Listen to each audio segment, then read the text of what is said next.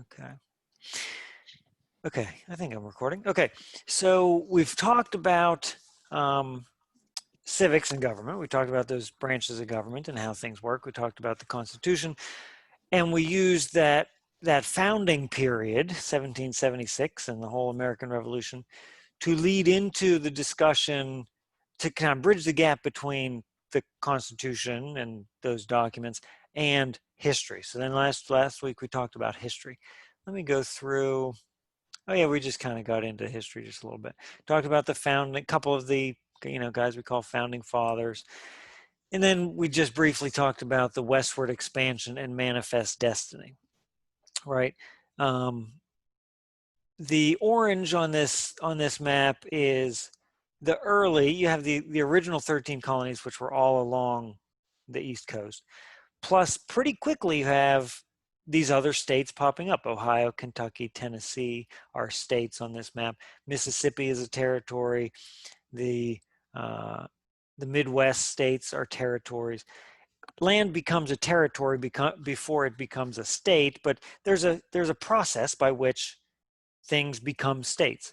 Then they make the Louisiana Purchase. Thomas Jefferson is president and makes the Louisiana Purchase in 1803 and basically doubles, the size of the country. The land that's belonged to the United States, buys it from the French. There's still the Spanish out there, and there's a lot of, we may brush on the Mexican-American War, or the Spanish-American War is first. They're two separate wars, not the biggest deals, but it's wars of expansion. So that manifest destiny is the idea that it is America's destiny to get from the East Coast all the way across to the West Coast. The land doesn't belong to the United States, but they feel that it's their destiny that it someday will. And so, quite often when you have a goal and you say you're going to do it, it comes to fruition. So it does. And so pretty quickly within the 1800s, you have manifest destiny becoming reality. And then we start to see those borders, the borders of the United States, but also the borders of the states start to take shape as we recognize them today. Did we read these paragraphs last week? I don't think we did. I think we just touched on. I don't think we did. Okay. Well, would somebody like to, anybody want to tackle this whole page? This is a brief synopsis. I forget where, I should say where I got it, but I forgot where I got it. Summarizing sort of this idea, the manifest destiny idea. Anybody want to tackle that? I'll read it for you. Okay, yeah. After the establishment of the U.S. government in 1789, the United States steadily acquired land. The new government promoted settlement and expansion south to Florida and west to California. In 1845, editor John L. O'Sullivan coined the phrase manifest destiny. This phrase described what had become a national movement to promote expansion and civilized persons encountered along the way. According to O'Sullivan, the claim to new territory was a right given to Americans by God. He believed that it is a right such as that of the tree to the space of air and earth suitable for the destiny of growth. In the years since, some people have contended that this manifest destiny ideology was a form of racism. O'Sullivan called on Americans to resist any foreign power that tried to interfere with the fulfillment of our manifest destiny to overspread the continent allotted by Providence. O'Sullivan further argued that such God-given favor gave white Americans the right to bring the beliefs of democracy to what he considered more backwards people, meaning Mexican and American Indians, by force if necessary. Okay. So that brings up the idea that mixed in with this attitude of manifest destiny, this attitude of westward expansion, is racism. right? When the Pilgrims landed, when or Jamestown, um, when Jamestown was founded, those early British, uh, the early British settlements in the early 1600s, when you have the Christopher Columbus and those other guys, the conquistadors, the explorers, in the 1400s, 1500s, there was already millions of people living in North America and South America. Um, there's all kinds of scholarship as to how many Native Americans lived in the Americas, North and South America, at the time, but there was people everywhere. Okay. So when we talk about westward expansion, it's that attitude. We're talking about manifest destiny. It's the attitude that America will expand, and they use in that paragraph there the verb to civilize people they encounter along the way. To civilize means to basically bring them into what we would call back then white American culture. This is the mid 1800s, before the Civil War. That dominant white American culture, to civilize. You come across Native Americans, you either push them out of your way and settle that land, or you absorb them into your culture, but not in any sort of like blending way, but just like a you're going to be like us now sort of way. So, not to be controversial about it, but like it's pretty easy to see some racism in this attitude, in these events. Now you have Jessica, thanks for logging in. You have also at this time the Trail of Tears happen. I think the Trail of Tears was 1832. Does anybody know what the Trail of Tears refers to?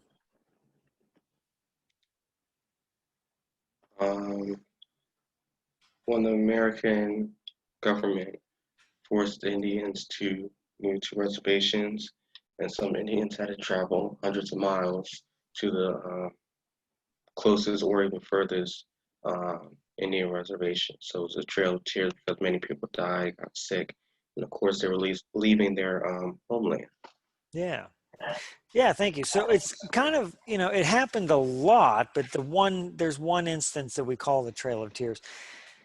I believe it was 1832. It was over the winter. The American government, I think in Florida and Georgia, that down south area of Florida and Georgia, decided they were going to relocate, I think, the Cherokee and various Indians, but the Cherokee is with the Trail of Tears, the ones you focus on, and relocate them to the Great Plains, like hundreds of miles away. Now these are Native Americans who, are from the South, down south. It's hot and it's wet, and there's, this particular type of environment that they've lived in for thousands of years. Now they have to relocate to the Great Plains and become Plains Indians, which they are not. It's a different culture. It's just a different culture entirely, but they viewed them, well, a Native American is a Native American, so they can go there. And they were given land and reservations, and that's a whole other history. But they were forced to march, and people died along the way. I believe it was over the winter, and it's called the Trail of Tears, capital T, Trail of Tears. And it's representative of part of this westward expansion was when you move into that next area, there's already people living there and have been. This isn't, and it's kind of tricky because these white European Americans aren't exploring, right? They know that Mississippi is there, or let's look at this map. They know what's in the Louisiana Purchase. There's Plains Indians that live there. But as they want to expand their towns and cities and railroads, you either need to accept the Native Americans into your culture or push them out of the way. And quite often they took the latter strategy. Okay, so that's westward expansion. It's important to have a knowledge of that. Okay, I think just to know our country's history, but certainly for the test. Now let's look at the Civil War. Okay, we have we have here, and this is an exciting painting. I have no idea when it's from or who or what, but it's the Civil War. We have the stars and stripes on the left, and we have what they call the stars and bars, the Confederate battle flag in the center. And these two guys are fighting. And this is kind of indicative. It's kind of the classic. On the left is the blue, the navy blue of the Union, and on the right is the gray of the South, the Confederacy. A lot of times in the Civil War, they talk about the blue and the gray as the two sides. It was the president, the Civil War happened because President Lincoln, Abraham Lincoln was elected president. Now, it was coming for quite a while. During this expansion, the question is, as you see territories on there. As a territory becomes a state, the question is that state, let's say the next state is Mississippi coming, or Oklahoma, and Kansas is the big one. Now, Kansas is right in the middle of the Louisiana territory. But Kansas was the big one in 1850. As these territories became states, the question is, are we going to have slavery in this new state, or is this state going to be without slavery? And, people generally down south wanted that new state to have slavery. And people generally up north wanted a free state, they called them, without slavery. So through the 1850s, you have increasing tension because of Western expansion, because of those new states coming in. And every time we're scratching our heads, are we going to have slavery here or not?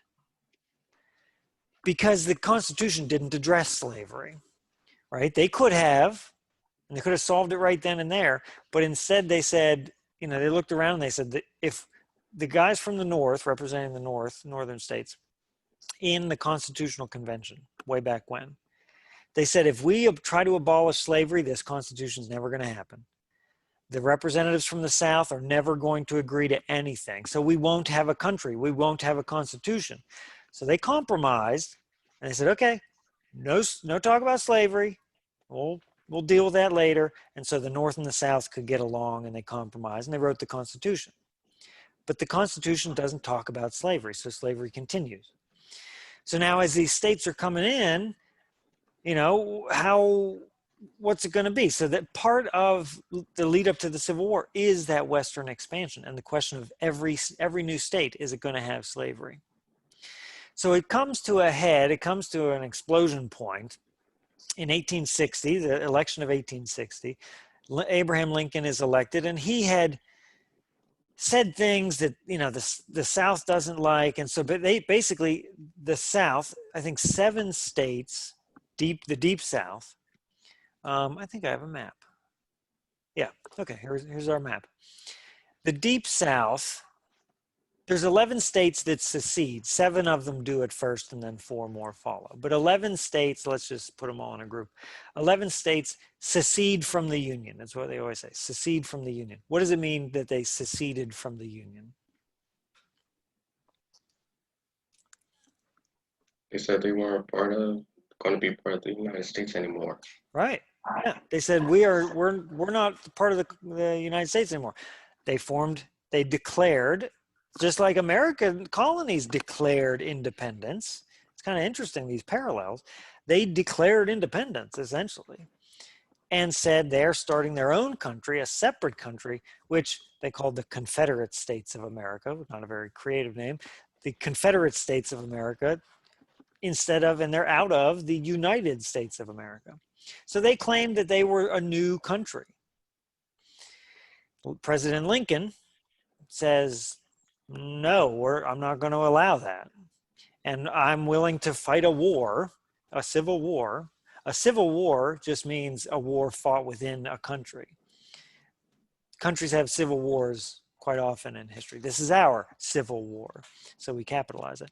But he says, I'm willing to fight a civil war to not allow you to leave. So it starts in 1861 and it lasts 4 years. We won't go into details about battles. I never worry too much about battles and stuff. But it's the North versus the South. The North we call the Union, which is like the country, our country, the United States of America is the Union. The South we call the Confederacy.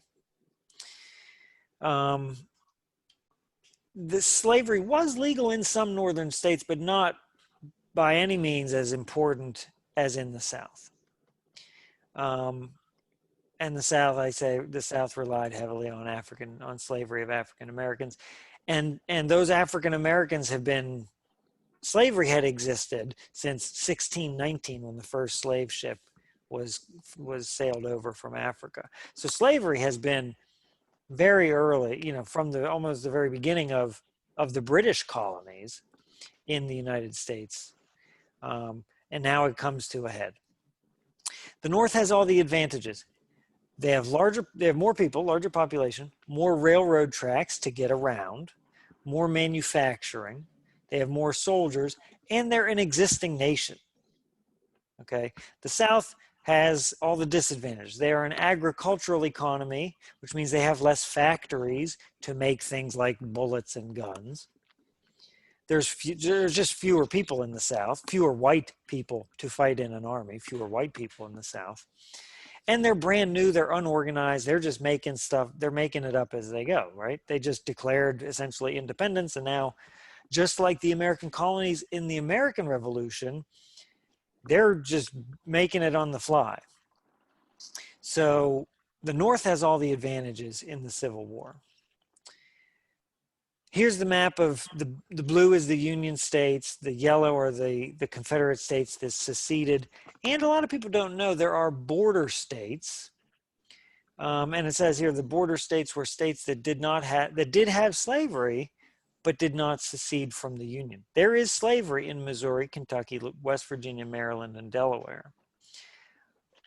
But those slave states chose not to secede from the Union. I think that's a really interesting position to be in.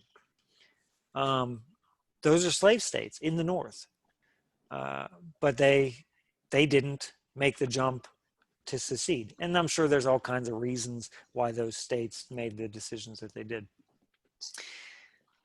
Okay, so ultimately who wins the Civil War? The North or the South? The North. The North, okay. But during the Civil War, there's two famous things from Abraham Lincoln that you probably ought to be aware of. There's a good chance that you see an excerpt from one of these two things. They're great historical documents. The Emancipation Proclamation, to emancipate means to set free, and to proclaim, means to announce something. So the Emancipation Proclamation is a document that Lincoln writes, and it takes effect on January 1st, 1863, middle of the Civil War, during the Civil War. And he declares that in the Emancipation Proclamation, he declares that slaves in areas of rebellion are free, which means the states that had seceded from the South, the yellow states here. So slaves in that area are free. What slaves does that mean he didn't free with the Emancipation Proclamation?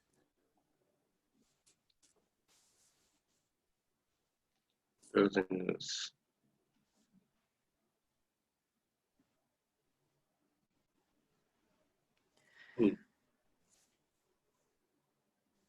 There's slaves across the country, Right. but the Emancipation Proclamation says, where am I? That it frees slaves in areas of rebellion. Oh, the border states. The border states. So some people say the Emancipation Proclamation is bullcrap because it doesn't actually, he could have ended slavery in the border states, but he doesn't. Now, it's really a strategy. That was kind of a war strategy for him to do that. It does, but in my opinion, and I think a lot of historians' opinion, the Emancipation Proclamation doesn't really end slavery. People act like it's the end of slavery, and it's certainly a good thing that he says it, but it's not the big, super powerful announcement that people sometimes act like it is. That will come, but it comes after the Civil War. It's the 13th Amendment. Okay, so the Emancipation Proclamation announces that an end of slavery in areas of rebellion. But of course, the South doesn't care, so it doesn't really do anything. The other big speech is the Gettysburg Address. Okay, here in Pennsylvania, shame on us if we're not familiar with the Battle of Gettysburg. Now, shame on me because I don't have any information on it. But it's in 1863, middle of the Civil War, July 1, 2, and 3 of 1863. It's the northernmost battle in the Civil War.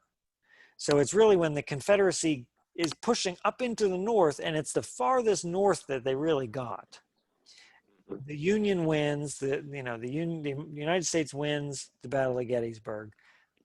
The Confederacy retreats south, and the war goes on.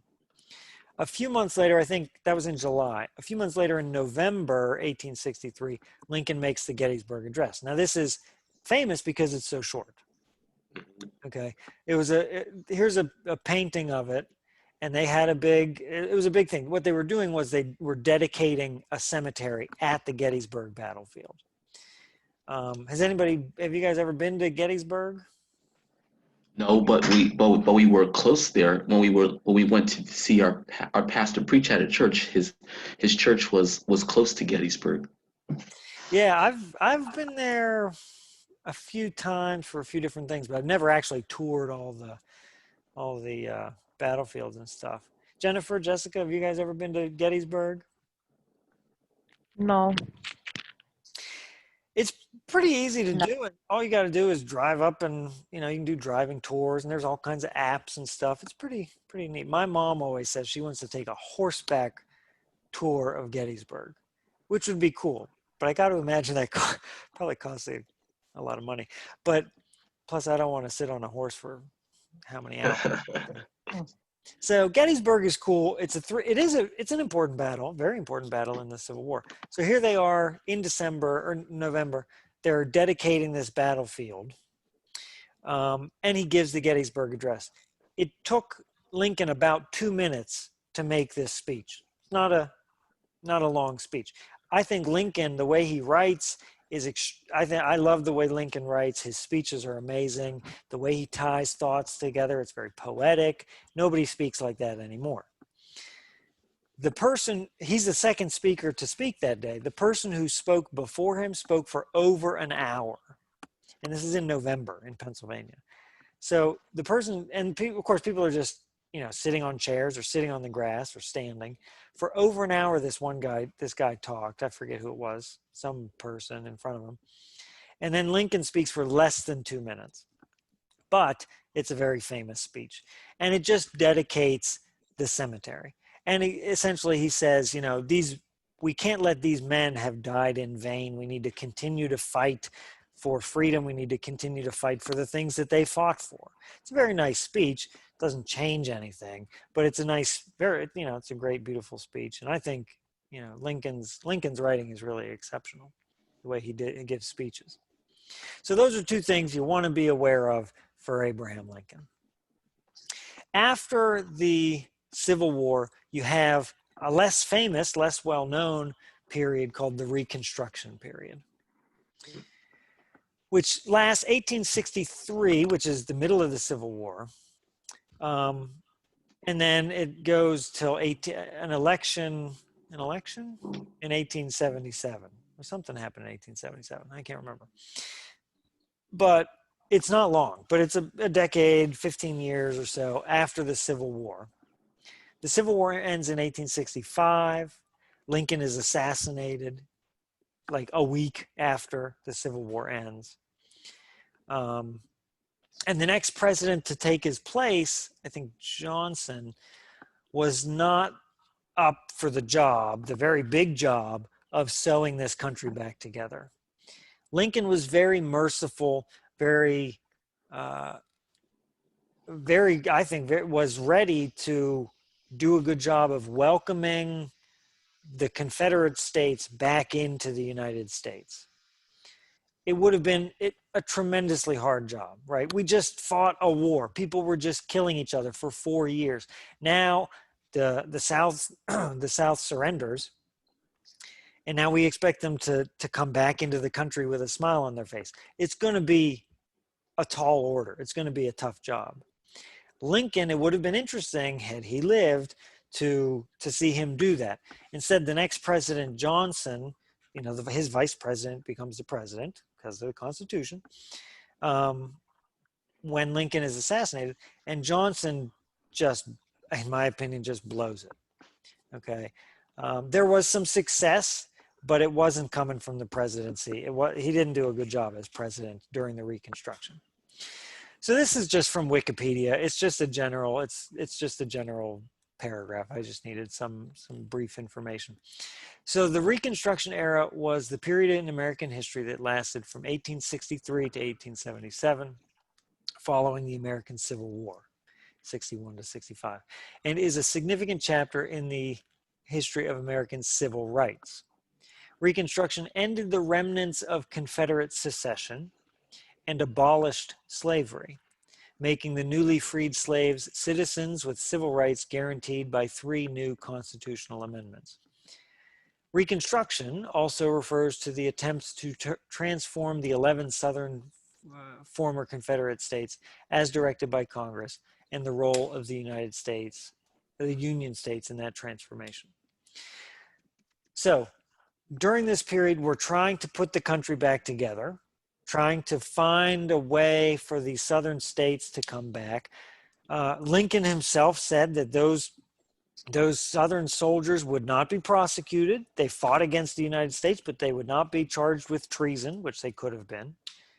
And he said that let them retire from war, take their gun home, take their horse home, and go back and start life again.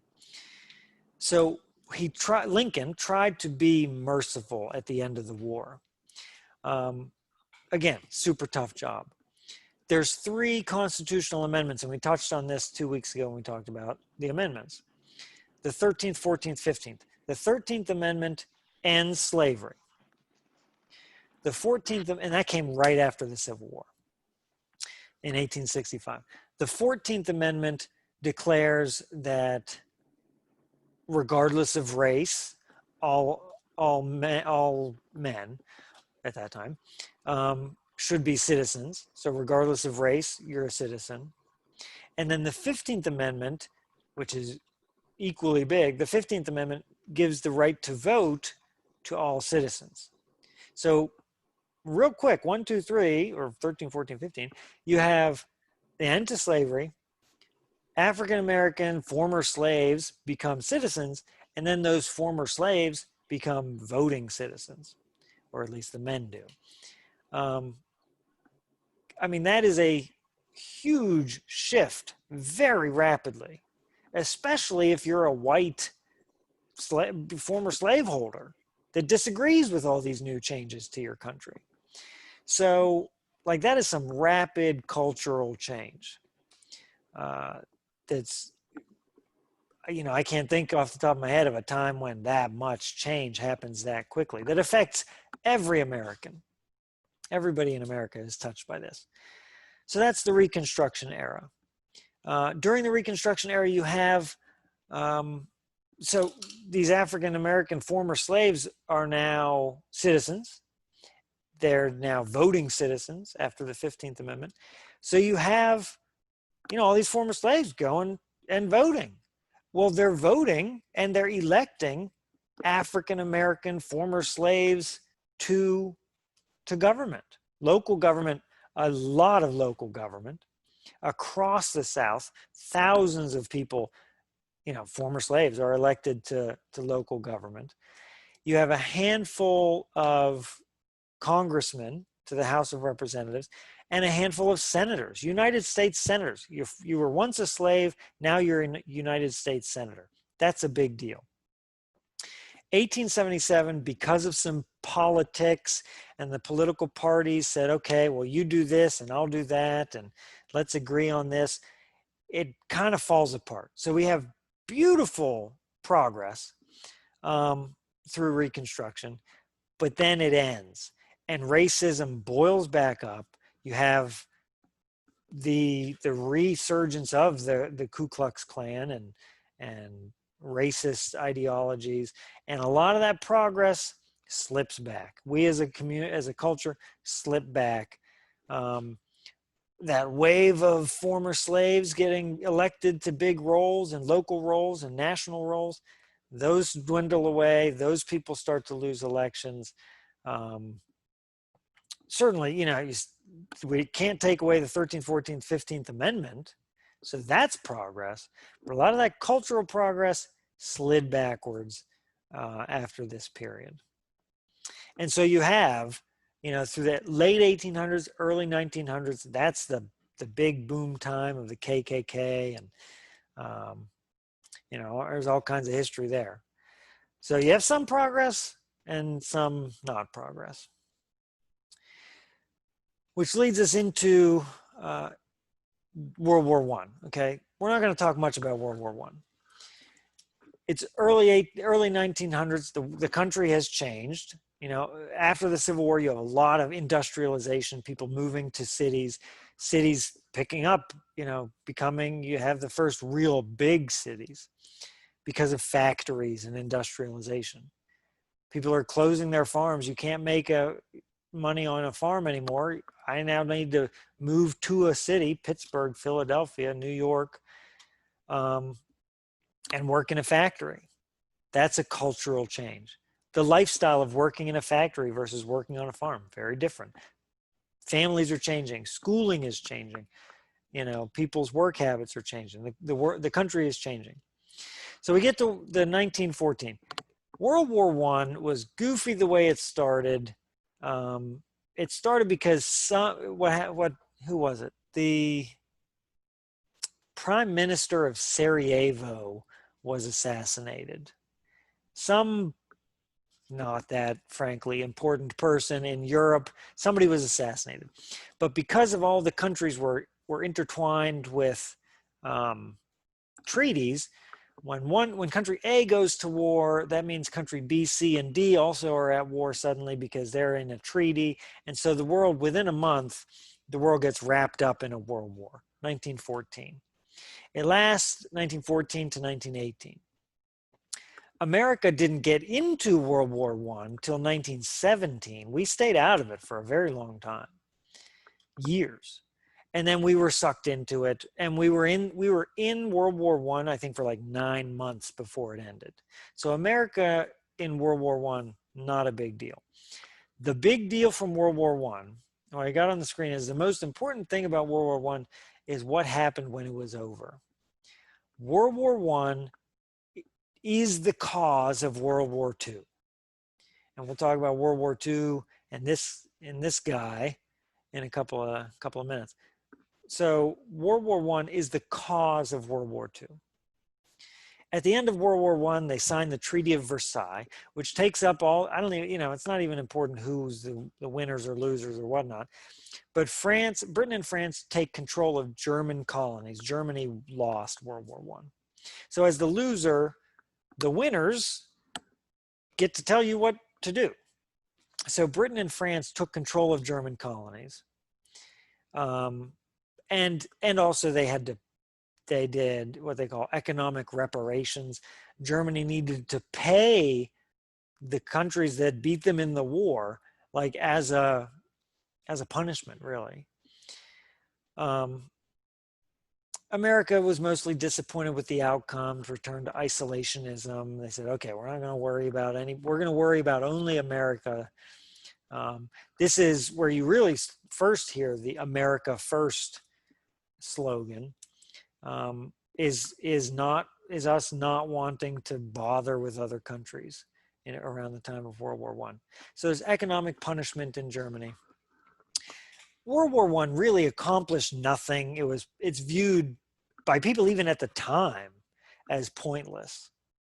World War I is just, it was pointless. It didn't accomplish anything, didn't change anything.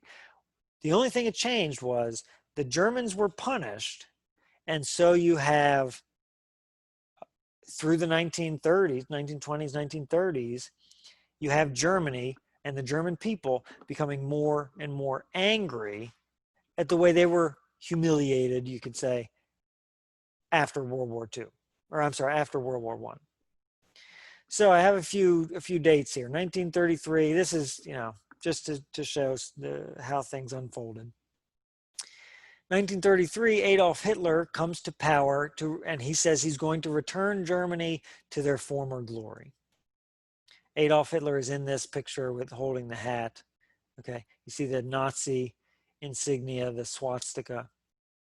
I don't know when this picture was taken, probably during World War II, but you know, later than what we're talking about. But Adolf Hitler comes up through politics in Germany and says, I am going to return Germany to its former glory. We've been humiliated due to the what they called the Great War. They didn't call it World War I, the Great War.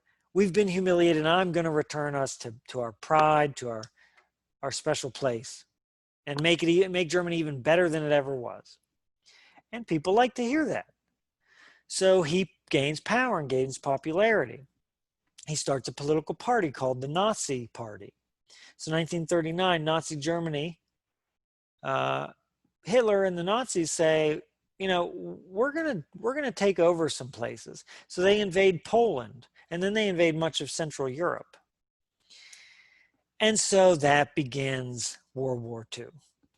The world said, no, you know, Germany, you know, you can rant and rave and yell, but if you're going to invade countries, we need to fight a war about, you know, we're not going to let that happen. So the World War II starts, and it's a world war. Okay. In 1941, the Nazis, feeling pretty good about themselves, they invade Russia, which they had a treaty with Russia. They were on the same side as Russia. They're fighting alongside Germany and Russia.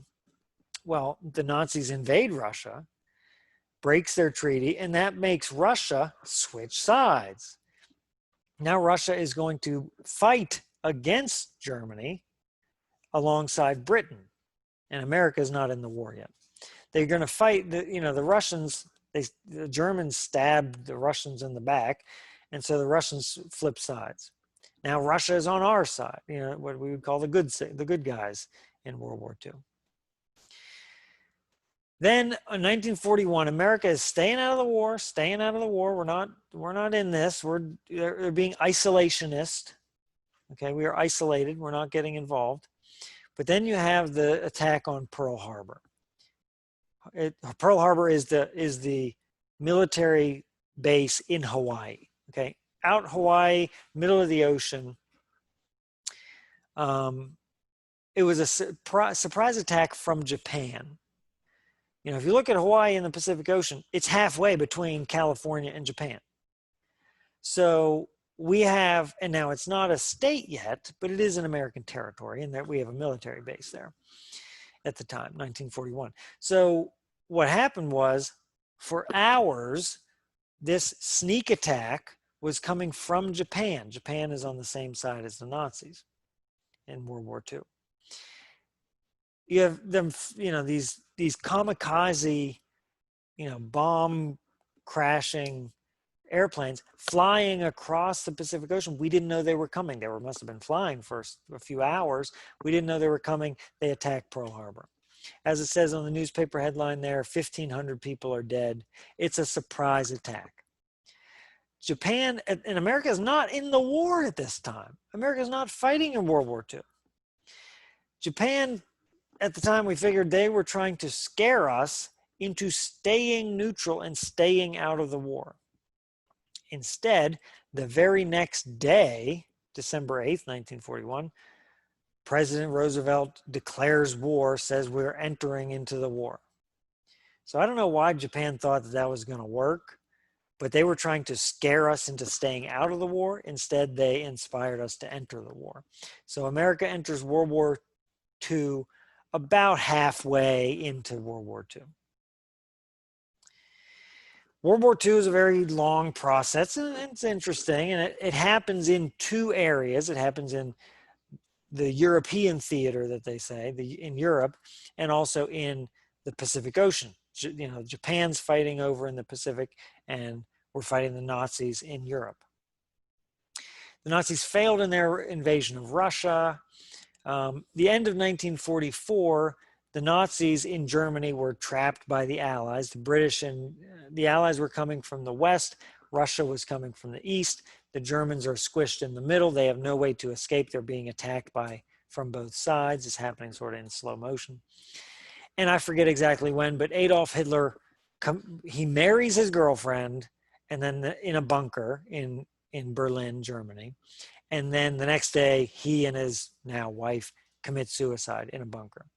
So Adolf Hitler's never captured in war. He never got to stay. We never got to see him on trial for war crimes. He committed suicide during the war. Well, shortly thereafter, Germany losing their leader and seeing how, the writing on the wall, what's going to happen. Germany surrenders unconditionally on May 8th, 1945. We see in this newspaper, it says, it's VE Day. VE is Victory in Europe. There's also VJ Day, which is Victory in Japan. That's different. There's really two halves to the World War II. Victory in Europe comes May 8th, 1945, but the fighting is still going on against the Japanese in the Pacific. So that's why I say it's not over. So that's May 8th, 1945. Now we have August 1945, so 3 months later. It looks like there's going to be no end to the war. There's millions of American and Allied soldiers. There's millions of Japanese. We feel like the Japanese will never surrender. So now President Eisenhower, during World War II, says, you know what, we've got this atomic bomb that we've been working on for some time, and nobody in the world had an atomic bomb except the United States. They did the research, they developed it first. He says, let's use this bomb to essentially scare the Japanese into surrender. If we have to invade Japan, there's going to be hundreds of thousands of deaths of civilians, of soldiers. He said, if we just drop this bomb, maybe that ends it. It's a bomb that no one's ever seen before. So on August 6, 1945, we dropped the first atomic bomb on Hiroshima, Japan. Japan does not surrender. 3 days later, we drop a second atomic bomb on Nagasaki, Japan. And shortly thereafter, a week later, Japan surrenders unconditionally, ending World War II. In each of those bomb droppings, in order to save lives, each of those bombs killed probably 250,000 people, 250,000 people, civilians, sitting in these two Japanese cities. So, we can have our historical opinions on, is that right? What was the better play? I mean, the war didn't look like it was going to end. Is it right? People have opinions on, was that the right move? Was that the right move for America to make? It's a tough question. But it's what happened. Shortly thereafter, you have the Russians develop the atomic bomb. Britain develops the atomic bomb, but really we are worried that Russia, very quickly, Russian scientists develop the atomic bomb capabilities, which brings us into, I'll come back to that. I got one more thing to talk about. So you've probably heard of the Holocaust and concentration camps, right? Is anybody not familiar with this idea of Holocaust and concentration camps? Is that new to anybody? No, we're familiar with it. Okay. Well, here's a good definition of it. It's the systematic, state-sponsored persecution and murder of 6 million Jews by the Nazi regime and its collaborators. So they killed 6 million Jews. Also gypsies. And maybe you picture gypsies in your head, but gypsies are, a specific culture in in Europe. Okay, the Nazis didn't like them. They're an ethnic group. They also killed the Jews, the Gypsies, physically and mentally handicapped, anyone who is thought to be or known to be homosexual, and of course political prisoners. Okay, so the systematic state-sponsored persecution and murder of 6 million people. Well, we normally attach it to the murder of Jews, the Jewish people across Europe, certainly Germany and Poland, but it was also these other groups. The Nazis viewed themselves as the Aryan race, the best race of people, superior to all other races, superior to Africans and Asians and other Europeans, and certainly Native American. They viewed themselves as the superior race that was, kind of manifest destiny idea, sort of destined to conquer the world. And so they had no problems cleansing their culture of the physically and mentally handicapped homosexuals who they viewed as imperfect. The Jews they blamed for a lot of their problems going back to World War I. So Hitler identified the Jewish people as the enemy, the cause of all our problems, and people listened to him. And so you have these concentration camps. I have the picture of the trains. A train would pull up to your town, and they would say, "Hey, we're relocating all the Jews. You have to come with us. We're relocating the Jews in your town. We're going to take you to, much like we see with Native Americans. We're going to take you to a special place. You're going to live there, out of the way. No one will bother you, but you got to come with us." You'd pack a bag, you'd get your kids, I'm sure terrified. You get your family together, pack a few bags, maybe, bring some belongings with you, maybe, and get on a boxcar train. That train then pulls up to a concentration camp. They're not relocating you to a new place to live. They're taking you to these death camps. And some of them were, I don't know how many concentration camps there were. There's the real famous ones: Auschwitz, Dachau. Auschwitz is probably the most famous concentration camp. And you would get off the train. Some of them were like work camps. So there'd be a factory you would work in, and they'd feed you next to nothing. They'd give you, like in these pictures, they'd give you basically prisoner uniforms, and you were now a prisoner. Some of them were death camps where, through either firing squad or gas chambers, you would get off the train and they would just herd you into different places. They'd separate men and women, they'd separate adults and children, and you'd be systematically gassed, killed with poisonous gas. So the Holocaust is this systematic state-sponsored persecution and murder of 6 million people. This was happening. The world wasn't entirely aware of what was truly happening. We knew that the Jews were being treated like garbage, but America and the world was not fully aware of what was really happening in the Holocaust and the concentration camps, what the Nazis were doing, until after the war. There was news stories, but I can imagine that people said, "No way, that can't happen. No way, nobody can do that. No culture would do that to another culture." So we didn't, the Nazis got away with quite a lot of murder. Okay. Now, so that is happening during and ends with the end of World War II. Now, I talked about how very shortly after, I think by 1949, 4 years after the end of World War II, the Russians develop the capability of the atomic bomb, which leads us directly into the Cold War. The Cold War is an important part of American history. It's a very recent, it goes up to 1990, so, well, not super recent, but it still shapes the country we have, or the world we have today. In this picture, this is President John F. Kennedy, okay, in a nice suit and nice looking guy. He was president in the 1960s. And this is a Russian leader. I don't know who he is.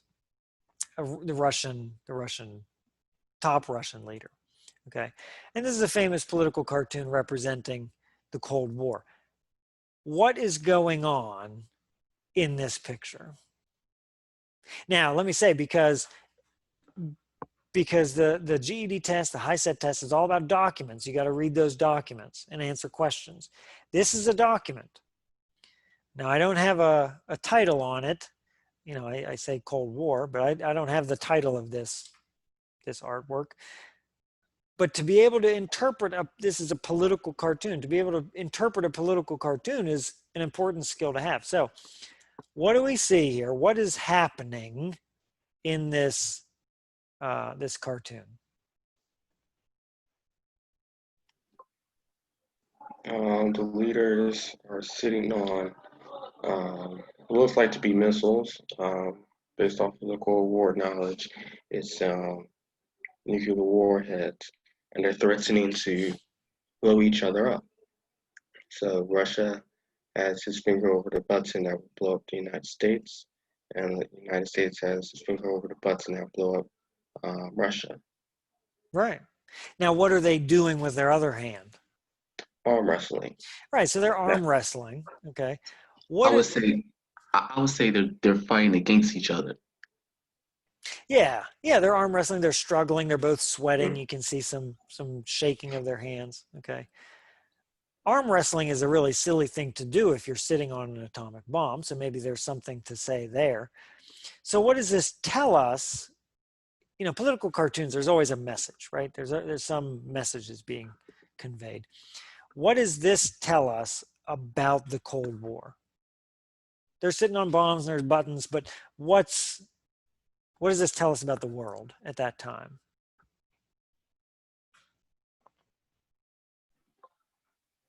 The two countries were struggling over different situations or objectives, and that they were threatening to kill each other with nuclear warheads. Yeah. So I'm not sure exactly what the arm wrestling describes, but it could describe the different conflicts that they were involved in: Korea, Vietnam, other areas, and of course they threaten each other with the nuclear warheads. Right, exactly. Yeah, the arm wrestling is just the general tension between these two countries that took shape in lots of different ways, economic and stuff. But they both have their finger on a button, and both of their buttons belong to a bomb under the other guy's butt, right? And if you push your button, I'm going to push my button, and they both explode. Okay. And that right there encapsulates the Cold War. The Cold War was a time of tension from right after World War II up until 1990. And the end of the Cold War is kind of vague. People have different dates. Through the 80s, 1990 is the end of the Cold War. We are no longer in the Cold War. But it is a time, it's a war of ideas, not bullets. Okay, there is no one went off to fight in the Cold War. You'll never hear anybody say they're a veteran of the Cold War. There were wars that happened, the Korean War in the 1950s, the Vietnam War in the 60s and 70s, which were part of the Cold War. But there is no Cold War. Okay. It's a battle for the globe, essentially, between the United States and Russia. Russia, or at the time they called it the USSR, which is all the countries in red. The main one is Russia, but then a bunch of small, what they call satellite states. They formed the USSR. Okay. They were battling for dominance of the globe. We were a capitalist nation. They are a communist nation. And so you have, the blue, you can see here, the blue is the United States and then other allies. They formed NATO, the North American or the North Atlantic Treaty Organization, in order to protect the world from communism.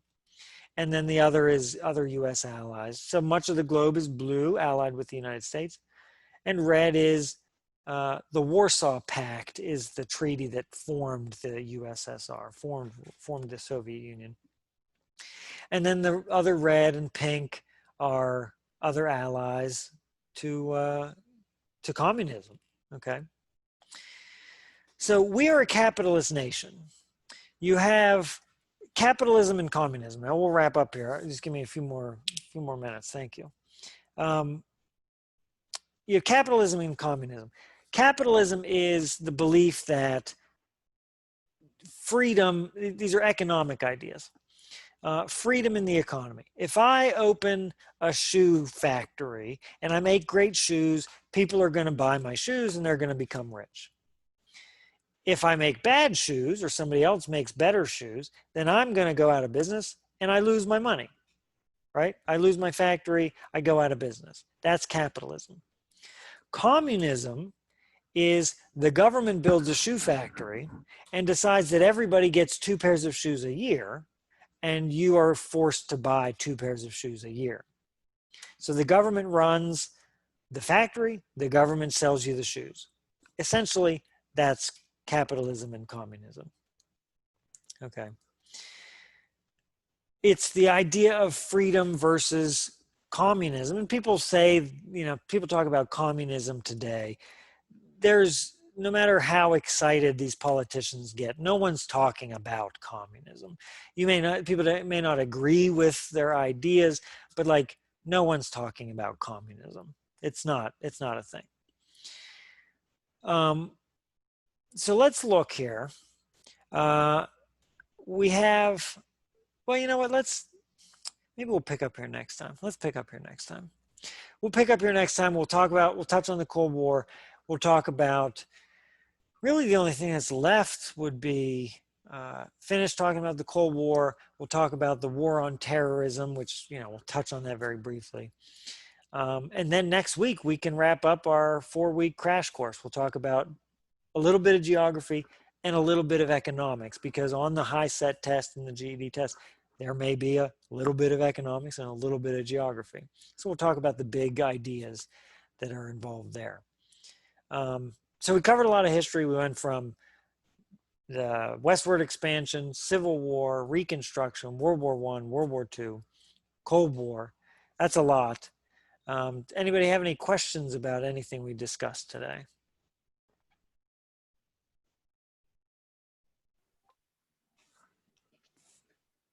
No, I think we're all good.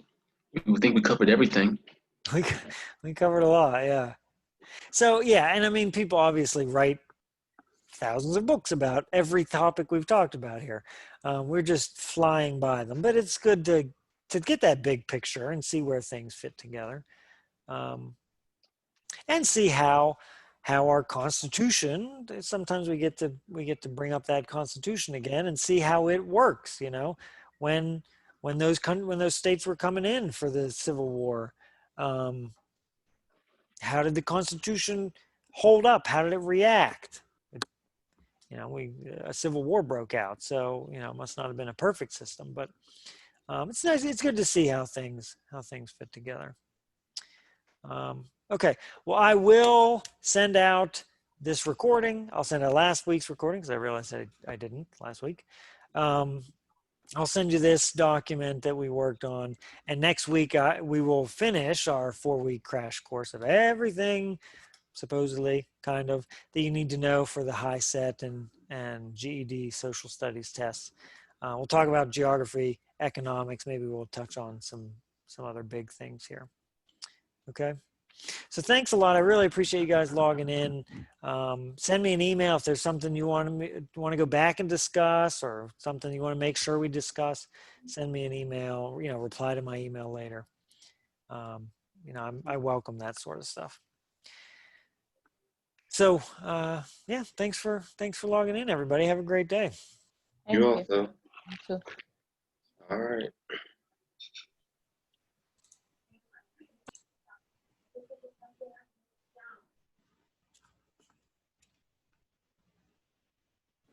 Okay, bye. Yeah, have a good day. I clicked You the too. log off. I thought it would. Let me try that again here.